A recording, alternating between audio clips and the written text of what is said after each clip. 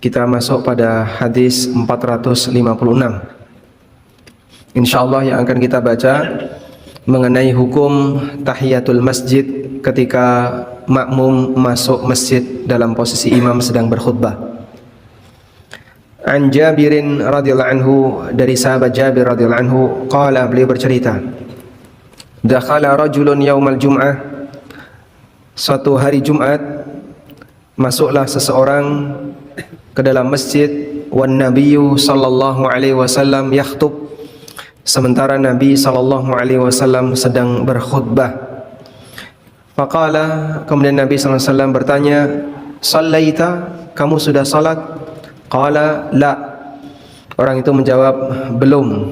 Qala kum fasalli rak'atain, kerjakan salat 2 rakaat. Kerjakan salat 2 rakaat. Muttafaqun alaih, hadis riwayat Bukhari Muslim. Dan dalam riwayat Muslim ada tambahan wal yatajawwaz fihima, wal yatajawwaz fihima, dan kerjakan jangan terlalu lama, buat dengan ringan. Kemudian disebutkan dalam riwayat Muslim dari jalur yang lain, dari jalur Al-Laits, dari Abu Zubair, dari Jabir. Di situ disebutkan nama orang tersebut, orang yang datang telat lalu disuruh oleh Nabi sallallahu alaihi wasallam untuk sholat. Beliau bernama Sulaik Al-Ghatfani, namanya sahabat Sulaik Al-Ghatfani radhiyallahu anhu. Baik, selanjutnya kita akan memberikan penjelasan, membaca penjelasan dari hadis yang tadi kita baca. Kita tahu bahwa masjid itu adalah Baitullah, rumah Allah. Dan karena masjid merupakan Baitullah, maka bayangkan ketika Anda berada di masjid, Anda sedang berada di tempat suci, tempat yang istimewa, yang dimuliakan oleh Allah. Sehingga sudah selayaknya kita berbicara dengan sopan, kita beraktivitas dengan sopan, sebagaimana ketika Anda berusaha untuk sopan santun saat memasuki rektorat. Mau ketemu rektor, harus memasuki sebuah lorong yang mungkin kita akan punya atau diatur dengan aneka protokol. Itu baru ketemu rektor ya. Belum lagi kalau ketemu gubernur, ada banyak protokolnya lagi. Belum lagi ketika ketemu presiden, ada banyak protokol. Masuk masjid ada protokolnya nggak Pak? Apa protokoler masuk masjid? Ya. Banyak orang yang nggak perhatian, tidak tahiyatul masjid, tidak mengindahkan adab-adab di masjid, sehingga kadang ngegame online di masjid. Dan tidak hanya masjid kampus ulil albab, termasuk juga Masjidil Haram juga ada ya. Ada yang ngegame online di Masjidil Haram. Selesai tawaf, dia sholat 2 rakaat, setelah itu nunggu yang lain berdoa. Ada yang ngegame online di Masjidil Haram, Masya Allah. Sempat tervideo ya. Jadi sikap hamba terhadap masjid kurang maksimal dalam sopan santun, sehingga terkadang mereka ketika berada di masjid tidak merasa kalau mereka sedang berada di tempat yang mulia.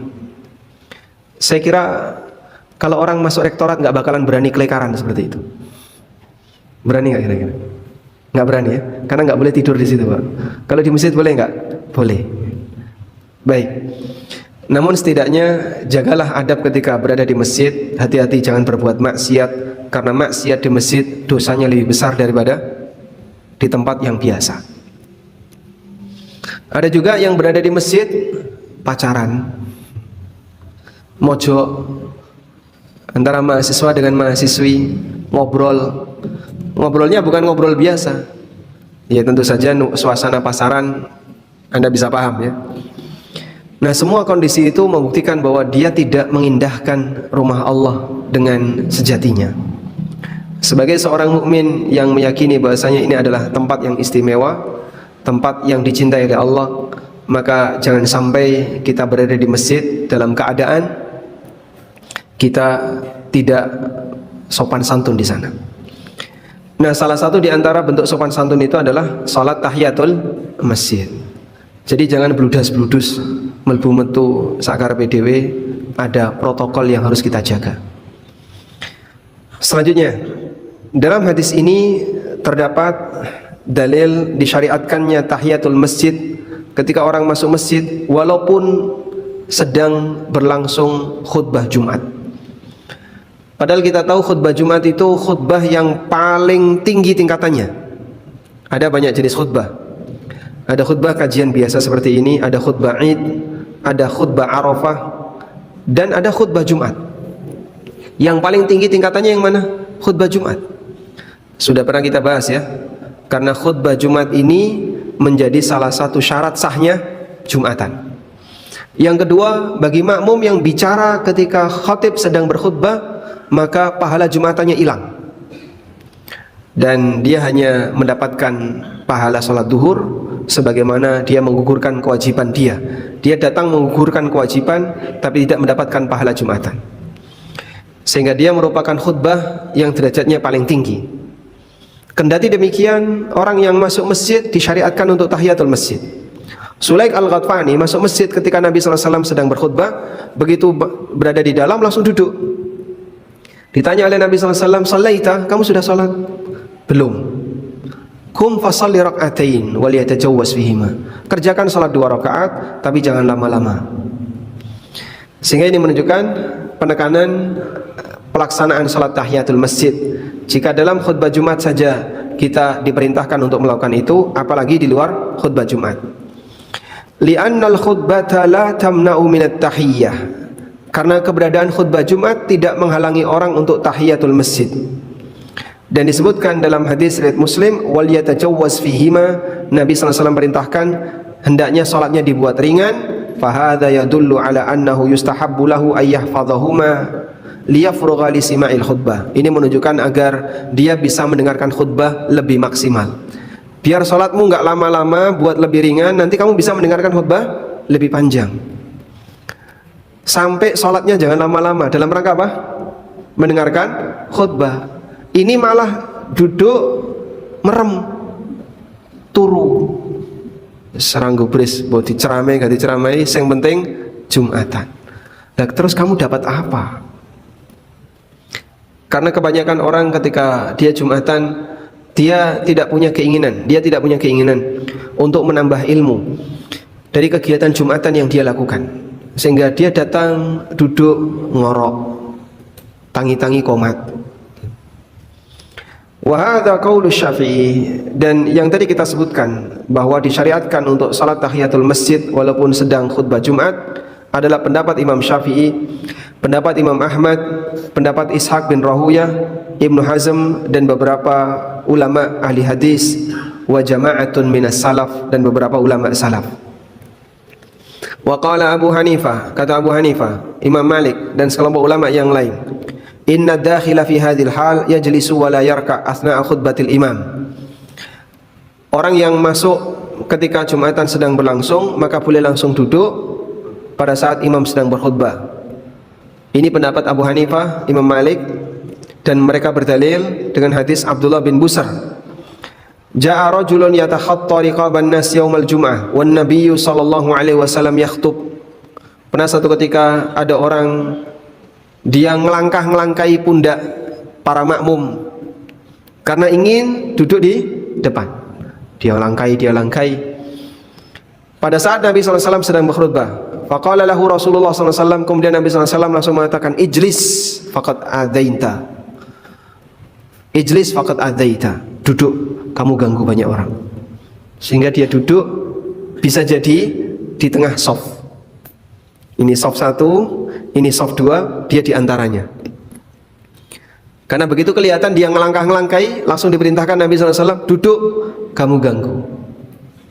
Dan ada model orang seperti itu, nggak punya rasa malu saat dia datang di sebuah majelis karena dia telat, terus dia ngesuk-ngesuk di depannya, ngelangkah-ngelangkai pundak dapat depan. Nah, ini nggak benar ya. Dia tidak punya adab dan tidak punya sopan santun ketika bermajelis. Saya pernah lihat ada orang yang kayak gitu waktu kajian ya, dan ya ini nggak sopan orang seperti ini dan nggak punya rasa malu. Akhirnya dilihatin banyak orang kan. Dilihatin banyak orang, seharusnya gimana? Malu, tapi dia merasa bangga bisa berada di depan. Di depan kalau kamu datang di awal bagus, tapi kalau di depan caranya seperti ini memalukan ya. Tidak punya adab tidak punya sopan santun. Taib. Meskipun pendapat yang lebih kuat bahwa dari dua pendapat tadi, apakah orang yang masuk masjid itu langsung duduk ataukah dia melaksanakan tahiyatul masjid, pendapat yang lebih kuat adalah dia tahiyatul masjid. Sementara hadis Abdullah bin Busar yang tadi kita baca, hadisnya riwayat Abu Dawud, An-Nasai dan yang lainnya, hadis ini kalaupun diterima sebagai hadis yang hasan, tidaklah menunjukkan bahwa Nabi SAW melarang dia tahiyatul masjid. Namun pelajaran yang bisa kita ambil dari hadis ini adalah larangan untuk ganggu orang ketika sedang di majelis dengan cara ngelangkah-ngelangkai pundak. Terus kalau jadi imam gimana, Pak? Sementara imamnya datang telat. Imam itu dianjurkan datang telat atau datang awal? Imam telat atau awal? Telat. Tidak ada amalan yang dianjurkan telat kecuali imam, karena dia datang paling belakang. Sudah waktunya untuk naik mimbar, baru dia masuk masjid. Sebab imam tidak tahiyatul masjid, langsung naik mimbar, khutbah, kemudian nanti sholat, sebagaimana kebiasaan yang dilakukan oleh Rasulullah Sallallahu Alaihi Wasallam. Dan itulah yang sunnah khusus bagi imam. Itu yang sunnah khusus bagi imam. Dia datang langsung naik mimbar, kemudian menyampaikan salam. Makanya menyampaikan salam di sini dianjurkan karena itu pertemuan pertama dengan makmum. Begitu dia datang naik mimbar, salam, sebab dia sedang bertemu pertama kali dengan makmum. Lalu khutbah, kemudian iqamah, terus sholat, khusus bagi imam. Sementara untuk makmum yang mau duduk di dalam masjid, maka dia sholat tahiyatul masjid. Sebagaimana kebiasaan Nabi SAW, beliau ketika mengawali khutbah, beliau tidak tahiyatul masjid, tapi beliau langsung naik mimbar. Karena itu idealnya ada pintu khusus untuk imam.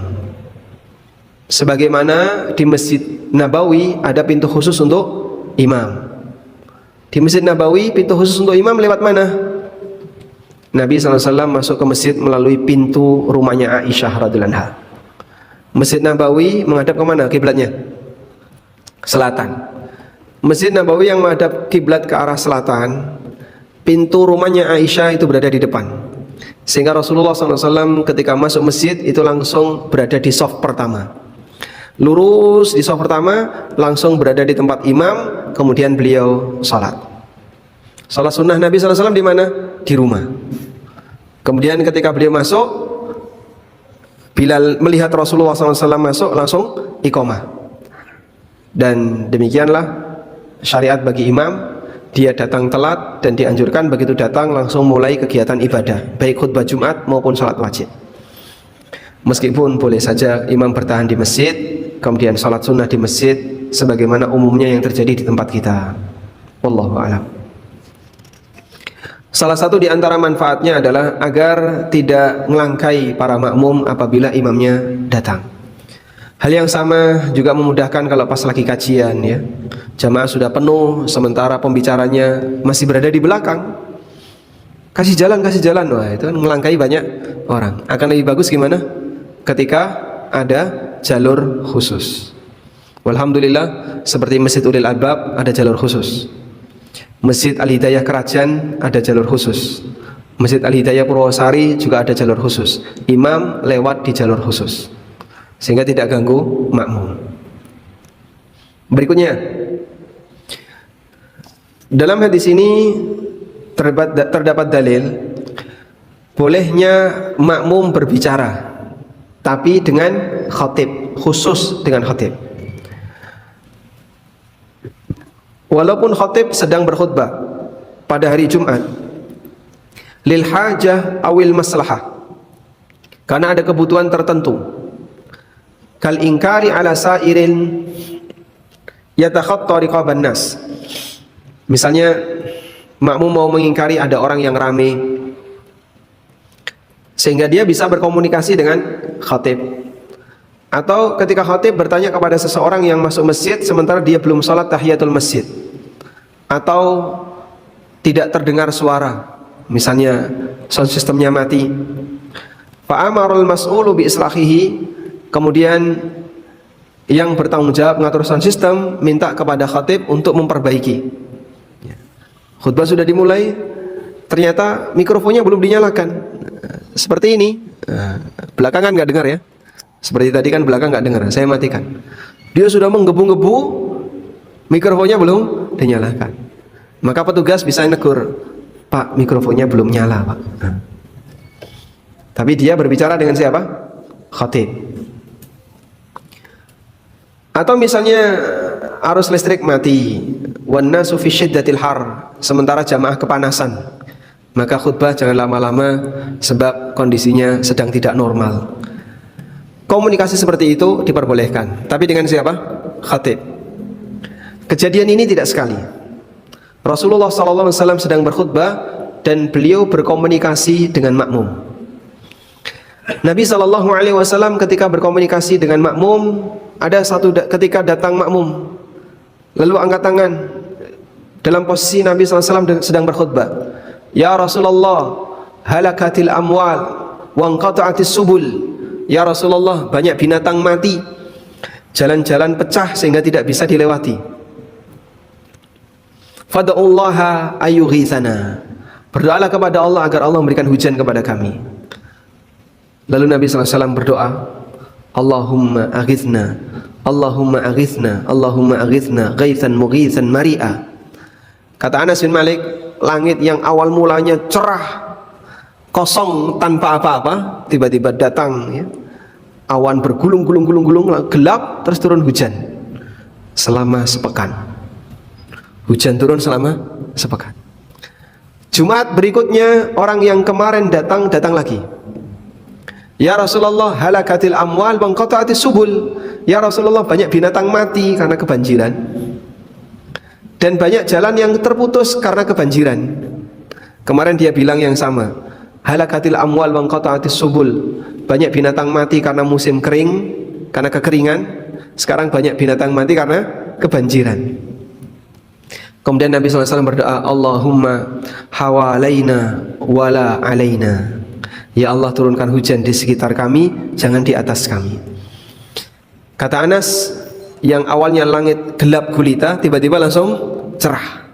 Mendung tadi langsung menyingkir dan kemudian suasana cerah. Allah tunjukkan bagian dari mukjizat Nabi SAW. Sekali berdoa langsung Allah kabulkan seketika. Dan dilihat banyak orang. Dan itu bagian dari mukjizat Rasulullah SAW. Taib. Dalam hadis ini kita dapat pelajaran terjadi komunikasi antara orang ini dengan Rasulullah SAW. Dia minta Nabi SAW mendoakan, ya Rasulullah, ada seperti ini tolong doakan, ada seperti ini tolong doakan. Dan diperbolehkan demikian agar seorang hamba bisa terjalin ketika komunikasi. Diperbolehkan komunikasi dengan siapa? Dengan khatib. Khatib juga berkomunikasi dengan makmum. Melihat makmumnya nggak khusyuk, misalnya dolanan HP, yang mainan HP hentikan, yang ngobrol hentikan. Nah, caranya demikian sehingga langsung dikasih peringatan di tempat biar mereka fokus. Pada waktu musim haji kemarin, ketika kami berada di hotel transit jauh dari Masjidil Haram, kita jumatannya di masjid sekitar hotel transit di daerah Nasim, dekat dengan Masjid Aisyah. Masjid Aisyah Rajihi, bukan Aisyah Tan'im ya. Masjid terbesar kedua setelah Masjidil Haram di Mekah, itu Masjid Aisyah Ar-Rajihi. Di masjid itu khatib sedang berkhutbah. Namanya jamaah yang banyak sekali ya, karena ada banyak hotel-hotel transit yang terisi. Ada yang dolanan HP gini, terus dipanggil sama khatib, fulan, matikan HP-nya. La haula wala quwata illa billah. Yang ngobrol suruh diam.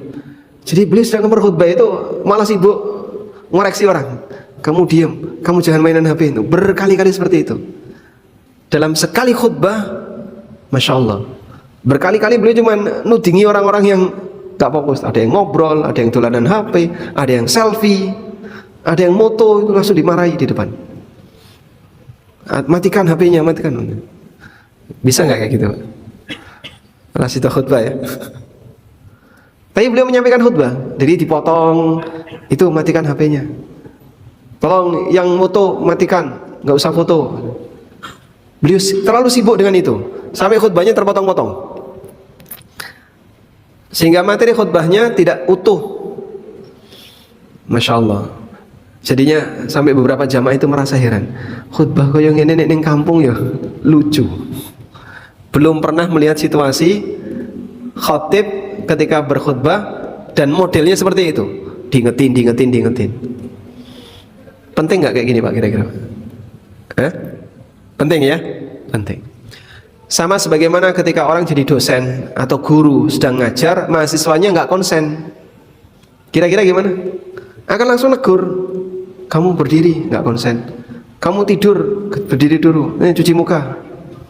Itu guru. Coba kalau khatib nyuruh kayak gitu. Tolong yang merem tuh, cuci muka. Setengah cuci muka semua. Setengah masjid cuci muka semua. Yang merem berdiri mungkin, sepertiga orang berdiri.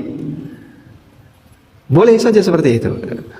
Karena boleh komunikasi antara khatib dengan makmum. Termasuk juga komunikasi berkaitan dengan suasana di masjid. Misalnya tadi ya, ada yang berisik. Terus makmum interupsi Pak Khatib, tolong yang berisik diingetin. Boleh Pak? Boleh. Interupsi Pak Khatib, ayatnya salah, yang benar seperti ini bunyinya. Mungkin beliau salah dalam mengutip ayat, hilang huruf atau apa. Interupsi Pak Khatib, tolong sebelah saya ini diingetin, dia main HP. Seperti itu boleh. Walaupun tidak lazim di tempat kita, meskipun seperti ini boleh, karena boleh komunikasi dan berbicara antara imam dengan makmum. Wallahu a'lam. Walhamdulillahirabbil alamin. Sampai di bagian ini kita sudah menyelesaikan pembahasan tentang adab khutbah dan makmum ketika mendengarkan khutbah. Bagaimana Islam mengajarkan adab ketika makmum sedang mendengarkan dan adab khatib ketika berkhutbah, agar khutbah Jumat itu bisa lebih maksimal. Dan ternyata adab-adab itu bukan adab yang sederhana. Sebagian dari adab itu menjadi syarat sah kegiatan Jumatan. Maka jangan diremehkan kalau sampai bicara. Bicara itu kan cuma makruh tuh Mas. Makruh gimana? Kalau kamu sampai nekat bicara ketika khatib sedang berkhutbah, maka pahala Jumatanmu hilang.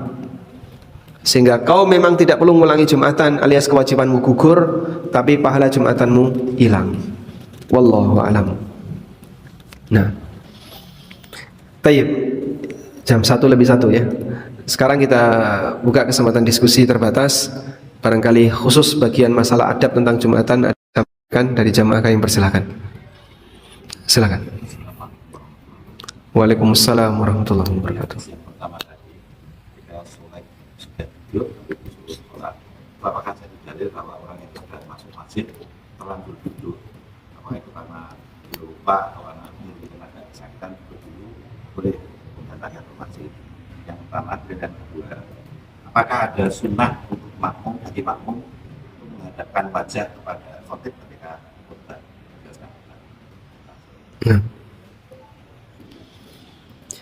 Pertanyaan yang pertama mengenai kejadian yang dialami oleh Sulaik Al-Ghatfani, yang beliau duduk kemudian diperintahkan oleh Nabi SAW untuk bangun salat tahiyatul masjid. Apakah berarti kalau orang itu duduk dan dia belum tahiyatul masjid masih diizinkan untuk salat tahiyatul masjid? Jawabannya betul, demikian. Sehingga duduk sebentar itu tidak membatalkan kesempatan untuk tahiyatul masjid. Duduk sebentar, wow, berarti kesempatan tahiyatul masjid kamu sudah batal. Wes terus salat, tiduran aja. Nah, enggak kayak gitu ya. Sehingga duduk sebentar, belum salat tahiyatul masjid, kerjakan tahiyatul masjid. Tapi saya sudah duduk, enggak apa-apa.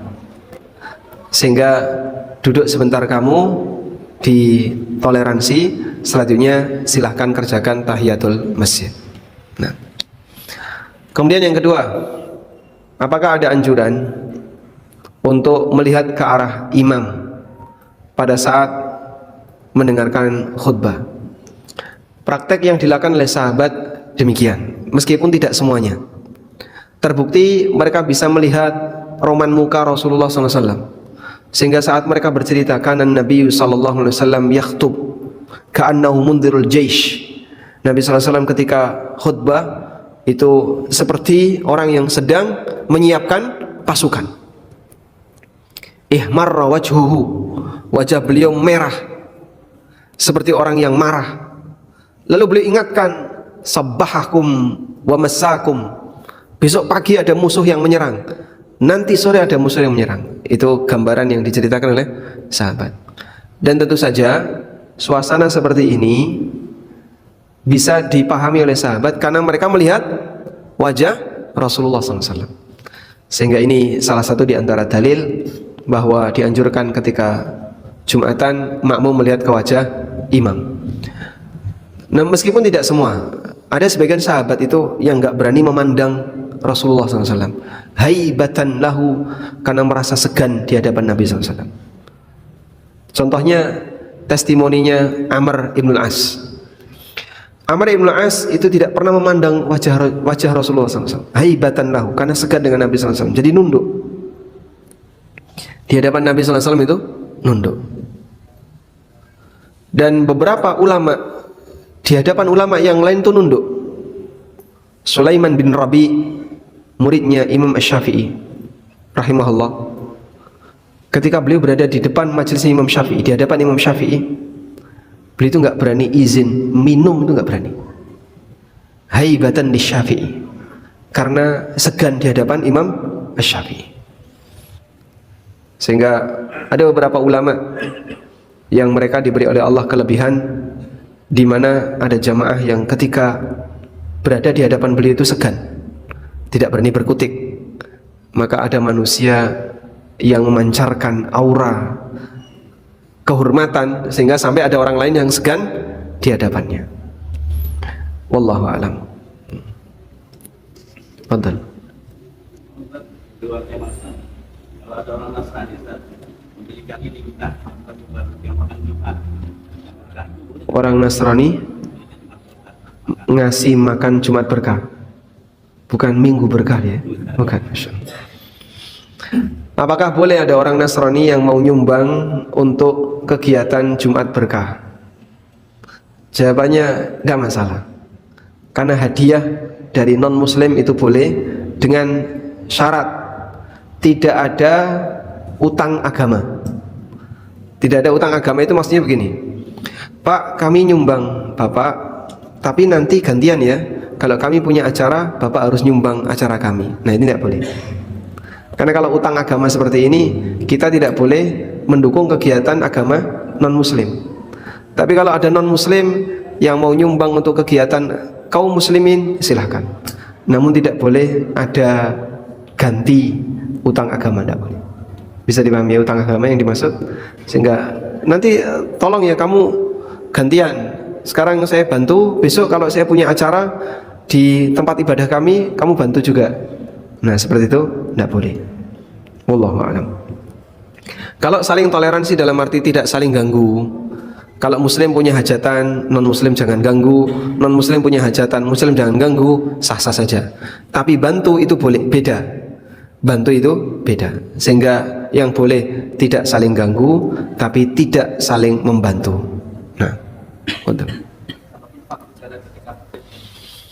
Nah, itu salah satu di antara kekeliruan di tempat kita ya. Infak berjalan ketika khatib sedang berkhutbah. Apa yang harus kita lakukan? Kita sarankan kepada takmir jangan membuat infak berjalan, ya. Kecuali setelah khutbah selesai atau sebelum khutbah dimulai. Nah, bagus kalau di kota infak ada QRIS. Kalau di kota infak ada QRIS, terus khatib sedang berkhutbah, kan dolanan HP itu, nyekan dulu, masukin angka, salah masukin angka, delete lagi, mikir sih, pira ya.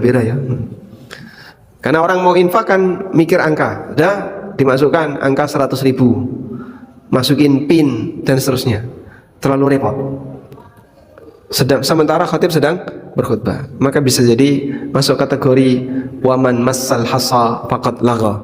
Barang siapa yang dolanan kerikil mainan kerikil, maka dia menggugurkan pahala Jumatannya. Kami tidak merekomendasikan infak berjalan. Kalau kajian tidak masalah ya, atau selesai khutbah boleh. Dan beberapa masjid sudah menerapkan itu. Begitu selesai sholat langsung infaknya berjalan, sehingga sudah disiapkan per masing-masing shaf satu kotak infak berjalan. Di sana sudah ada yang menghadang. Insya Allah tidak masalah. Wallahu a'lam. Baik, demikian yang bisa kita sampaikan. Semoga yang sedikit ini bermanfaat. Dan nanti kita akan